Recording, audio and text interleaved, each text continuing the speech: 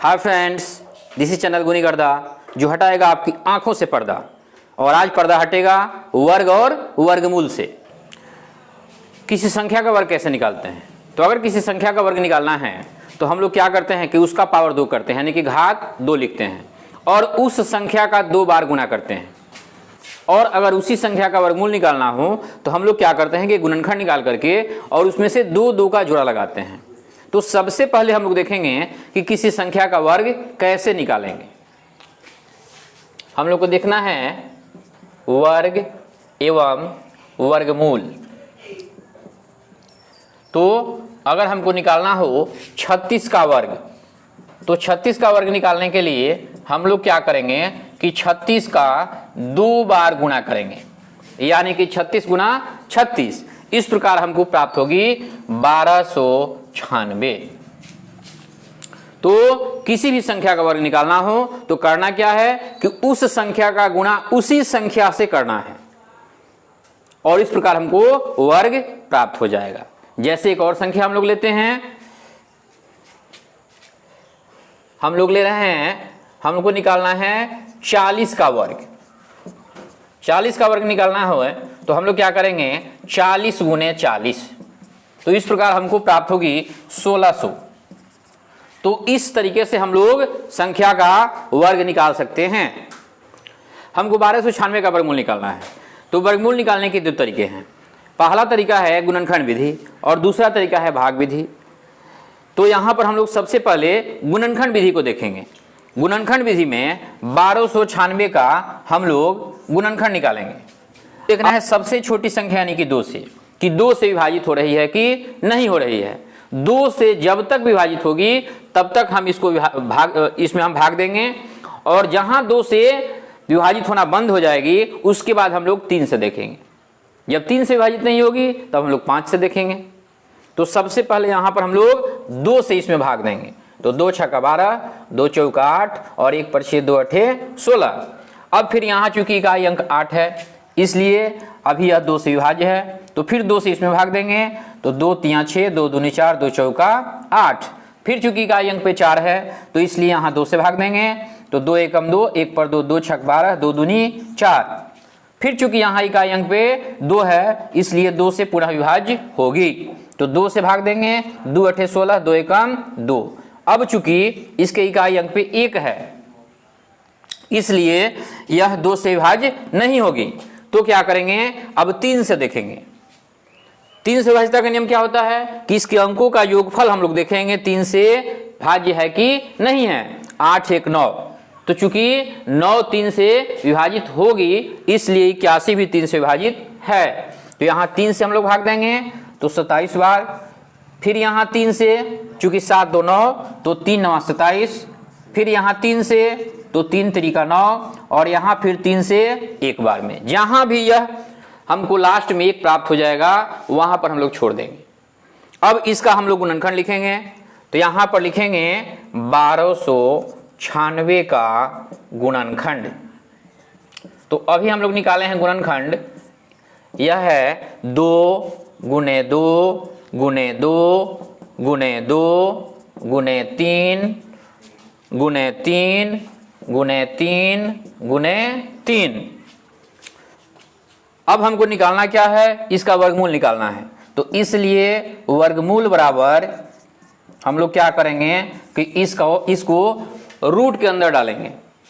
Root के अंदर हम लोग लिखेंगे 2 गुने 2 गुने 2 गुने 2 गुने 3 गुने 3 गुने 3 गुने 3।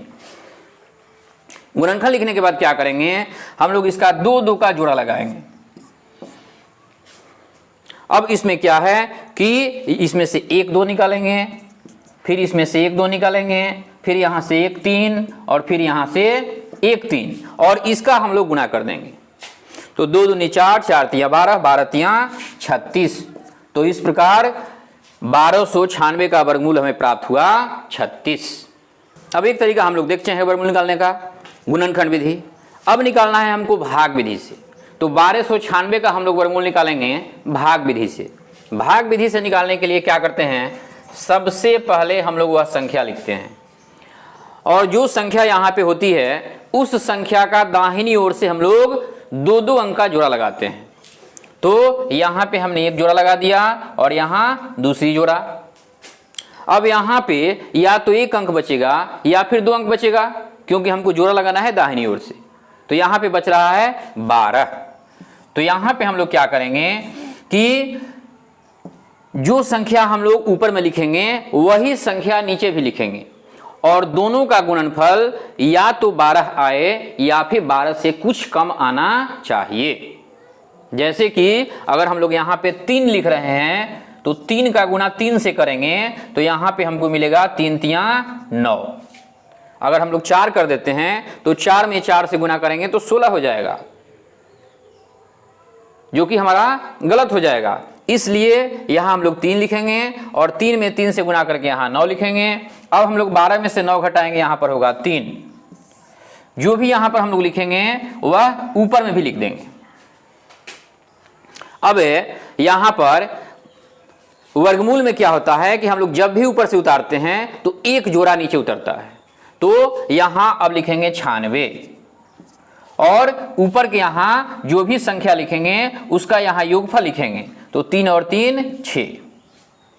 अब पिछली बार की तरह जो भी संख्या यहां पर लिखेंगे वही संख्या हमको यहां भी लिखना है, और फिर से उसका गुणा या तो 396 आए या फिर 396 से कुछ कम आना चाहिए।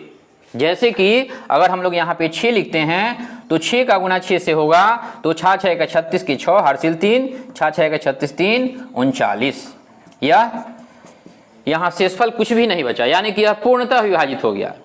तो इसका मतलब है कि हमारा वर्गमूल प्राप्त हो गया। अब यहाँ पे जोड़ देंगे 6 और 6 12 का 2, 6 और 1 7, और यह 6 यहाँ भी लिख देंगे।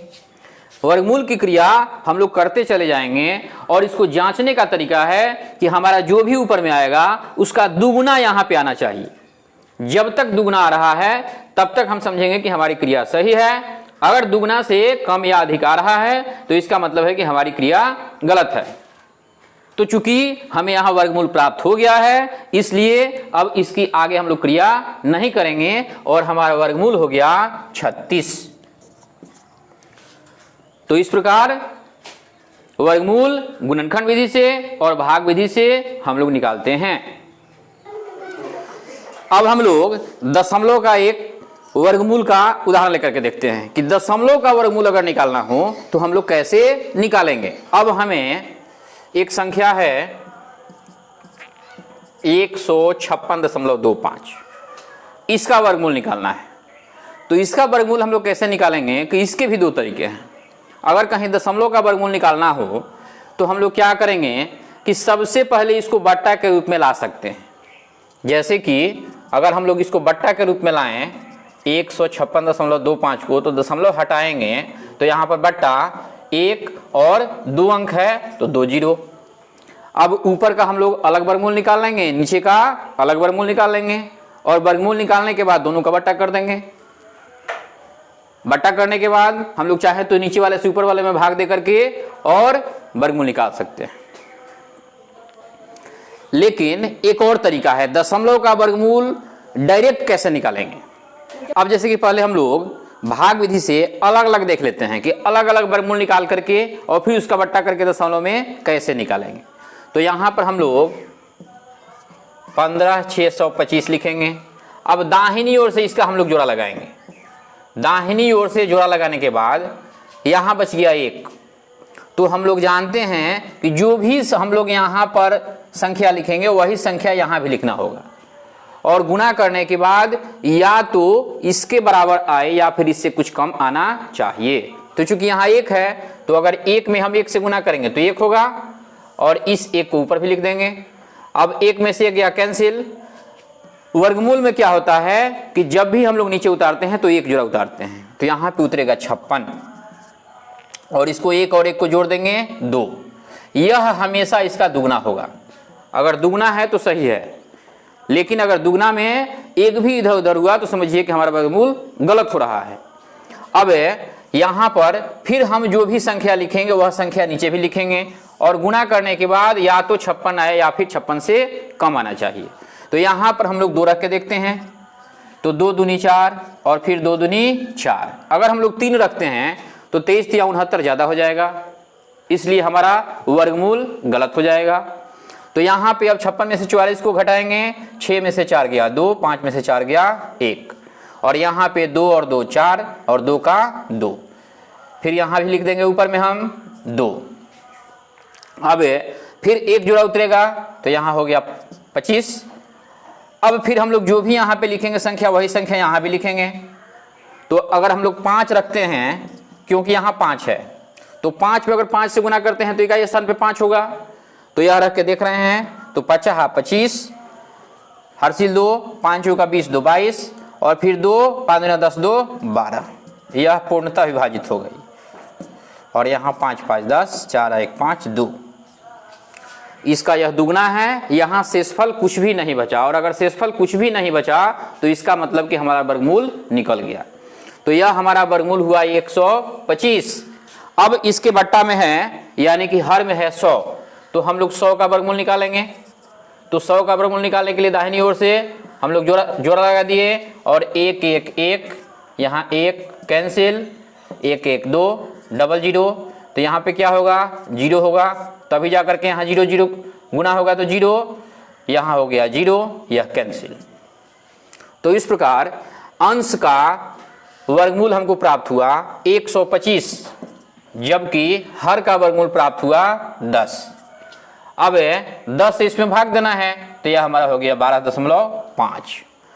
तो इस प्रकार किसी भी दशमलव का वर्गमूल निकालना हो तो सबसे पहले हम लोग उसको बट्टा में कर देंगे, अंश का एक जगह वर्गमूल निकाल लेंगे, हर का एक दूसरे जगह वर्गमूल निकाल देंगे, और पुनः उसको बट्टा में कर देंगे, फिर अंश में हर से भाग दे देंगे, हमारा वर्गमूल निकल जाएगा। लेकिन इसका एक और तरीका है कि हम लोग दशमलव का वर्गमूल सीधे डायरेक्ट कैसे निकालेंगे, तो उसके लिए भी हम लोग देखेंगे। उसके लिए क्या है कि यहाँ पे 156.25 जो है, डायरेक्ट हम लोग भाग विधि से उसका वर्गमूल निकालेंगे। इसमें दशमलव से बाईं ओर सबसे पहले तो हम लोग संख्या लिखेंगे। तो यहाँ क्या होता है कि यहाँ दशमलव के दाहिनी ओर हम लोग नहीं देखेंगे सॉरी, दशमलव के दाहिनी ओर हमको नहीं देखना है, हमको दशमलव के बाईं ओर देखना है, और बाईं ओर जोड़ा लगाना है। तो चूंकि इसमें 3 ही अंक है, इसलिए 56 का एक जोड़ा होगा। और उसी प्रक्रिया के अनुसार अब यहाँ हम लोग क्या करेंगे, फिर से जो यहाँ पर अंक रखेंगे या संख्या रखेंगे उसी से उसमें गुणा करेंगे। तो यहाँ पे 1 है, तो 1 से 1 में गुणा, तो एक बार 1 1 कैंसिल, और यहाँ 1 ऊपर आ जाएगा, 1 1 2। अब यहाँ पर एक जोड़ा उतरेगा तो कितना होगा 56। अब फिर से हम लोग यहाँ पे 2 रखेंगे, क्योंकि 3 रखेंगे तो ज़्यादा हो जाएगा। तो यहाँ 2 दूनी 4, 2 दूनी 4, 6 में से 4 गया 2, और 5 में से 4 गया 1, यहाँ भी जोड़ देंगे, तो 2 2 4 2, और यहाँ जो लिखेंगे वह यहाँ लिख देंगे। अभी भी 12 दूना 24। अब हमको दशमलव के दाहिनी ओर उतारना है, तो जहाँ दशमलव के दाहिनी ओर उतारना हो वहाँ हम लोग ऊपर में दशमलव बिठा देते हैं, और फिर से एक एक जोड़ा अंक हम लोग उतारेंगे।